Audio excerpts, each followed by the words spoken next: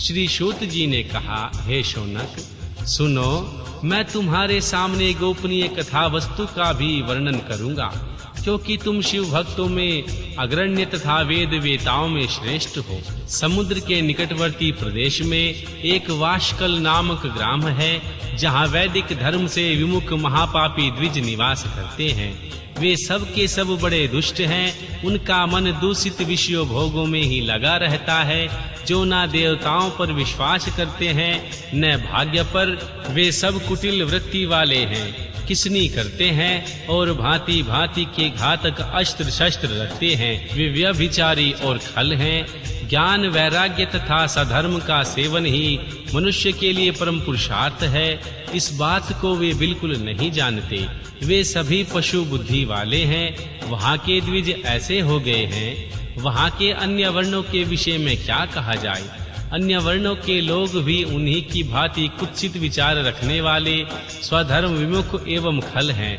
वे सदा कुकर्म में लगे रहते हैं, नित्य भोग विषयों में डूबे रहते हैं। वहाँ की सब स्त्रियां भी कुटिल स्वभाव की हो गई हैं, स्वेच्छाचारिणी, पाप सक्त, कुत्सित विचार करने वाली और व्यभिचारिणी हैं।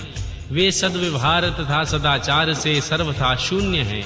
इस प्रकार वहाँ दुष्टों का निवास है। उस वाशकल नामक ग्राम में किसी समय एक विदुंग नामधारी ब्राह्मण रहता था। वह बड़ा अधम था, दुरात्मा और महापापी था।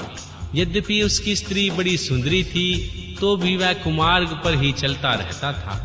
उसकी पत्नी का नाम चंचुला था। वह सदा उत्तम धर्म के पालन में लगी रहती, तो उसे छोड़कर वह दुष्ट ब्राह्मण वैश्यागामी हो गया।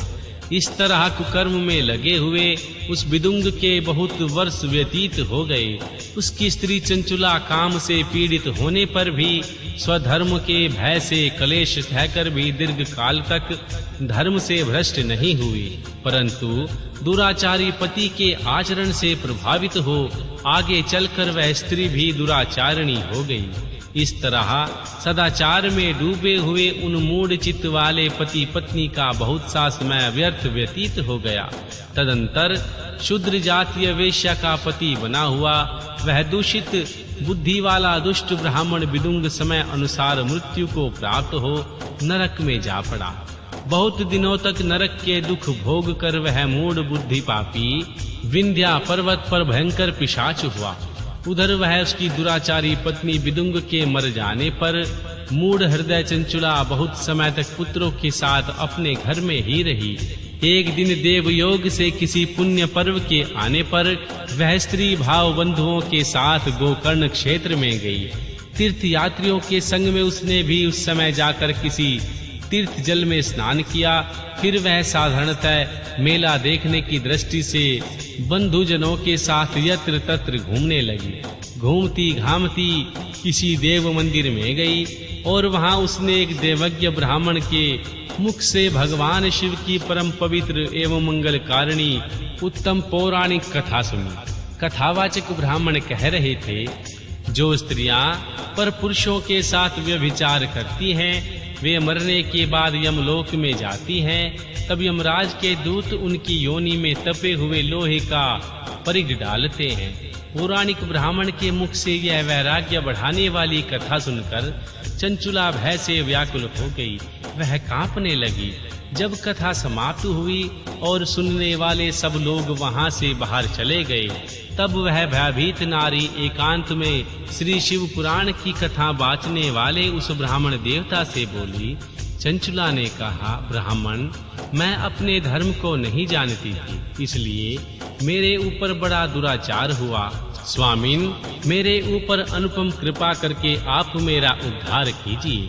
आज आपके वैराग्य रस से ओतप्रोत तथा प्रवचन को सुनकर मुझे बड़ा भय लग रहा है। मैं कांप उठी हूँ और मुझे इस संसार से वैराग्य हो गया है। मूढ़ चित्त वाली पापिनी को धिक्कार है। मैं सर्वथा निंदा के योग्य हूँ, कुत्सित विषयों में फंसी हुई हूँ और अपने धर्म से विमुख हो गई हूँ। हाय, न जाने किस किस घोर कष्टदायक दुर्गति में मुझे पड़ना पड़ेगा और वहाँ कौन बुद्धिमान पुरुष कुमार्ग में मन लगाने वाली मुझ पापनी का साथ देगा। मृत्यु काल में उन भयंकर यमदूतों को मैं कैसे देखूंगी? जब वे बलपूर्वक मेरे गले में फंदे डालकर मुझे बांधेंगे, तब मैं कैसे धीरज धर सकूंगी? नरक में जाकर जब मेरे शरीर के टुकड़े टुकड़े किए जाएंगे, उस समय विशेष दुख देने वाली उस महायातना को मैं कैसे सहूंगी?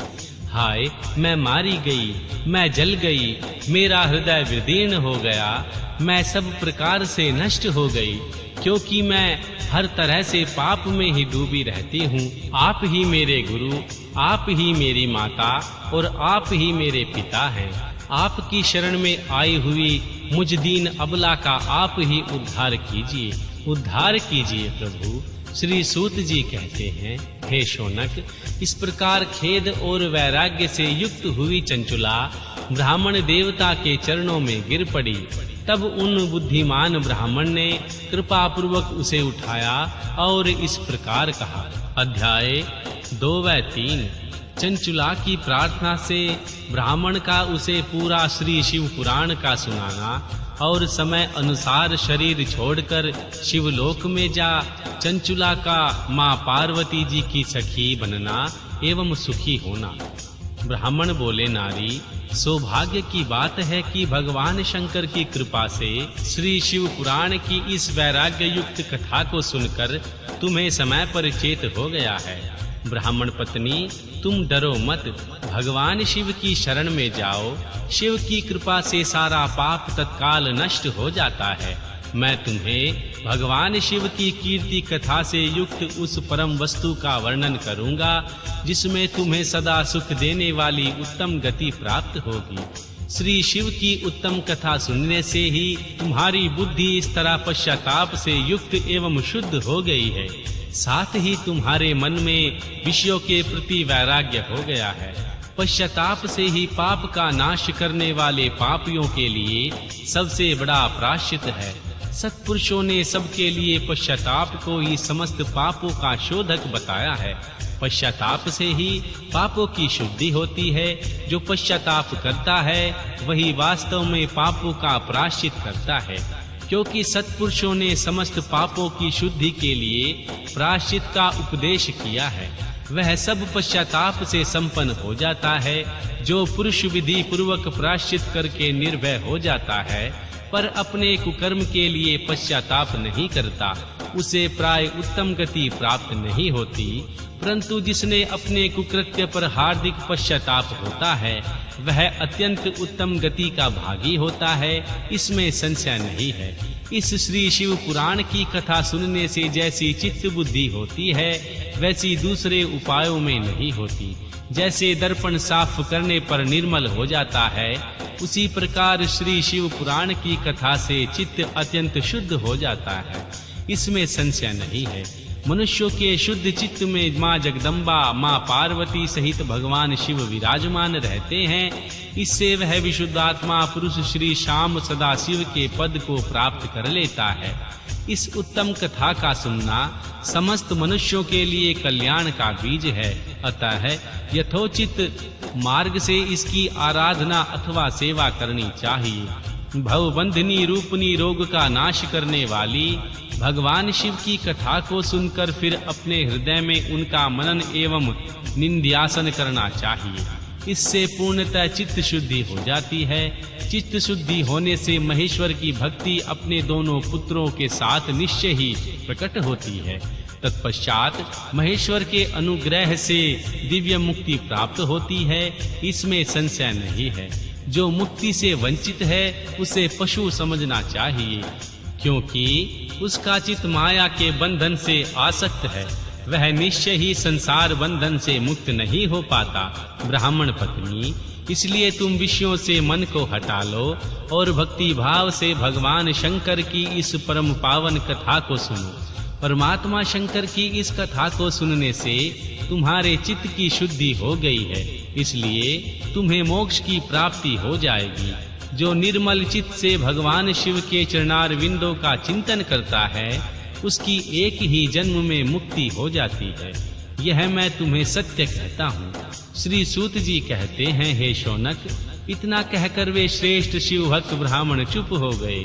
उनका हृदय करुणा से आर्द्र हो गया तथा वे शुद्ध चित्त महात्मा भगवान शिव के ध्यान में मग्न हो गए।